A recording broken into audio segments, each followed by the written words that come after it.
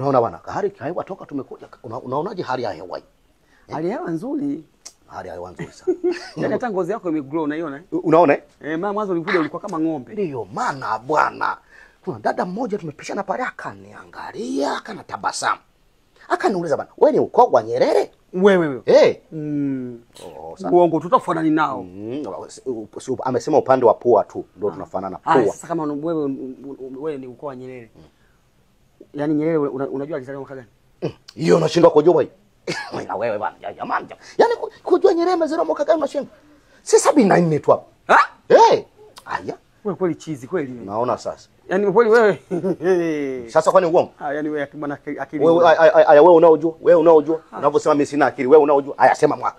Yaani Nyerere amezaliwa mwaka 1922. Haya, sasa wewe nataka kuendana wapi? Unataka kuendana wapi na uongo wako? Yaani hapo ndo sasa hapo ndo tunakufundisha kidogo kidogo, acha ubishi. Tunakufundisha kidogo kidogo kwa sababu tumeshakuja kwa ajili ya kazi ya ngamani. Kwa hiyo tutajua kila kitu kuhusu Mwalimu Julius Kambarage Nyerere. Sasa wewe unajifanya ni mjuaje? Na unifanya wewe amezaliwa nini? Sawa, hata kama nimekosea. Na mimi kuna kitu nakijua. Sema na mimi nikwambie hapo kama utaweza. Kitu gani umesujua? Amefariki lini Mwalimu Nyerere? Ukijua hiyo. Sasa hiyo mimi wakati amefariki Nyerere mimi kipindi hicho si kwa nauma. Uko na mwani?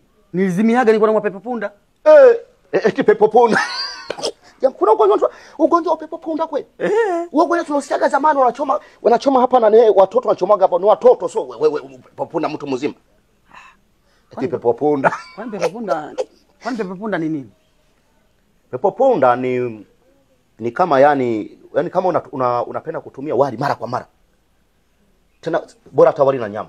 Basi mimi umeniepuka mimi kwa sababu nakulaga ugali. Wewe umesema wali wangu. pepo punda. Pepo punda mwenyewe bwana. Pepo punda.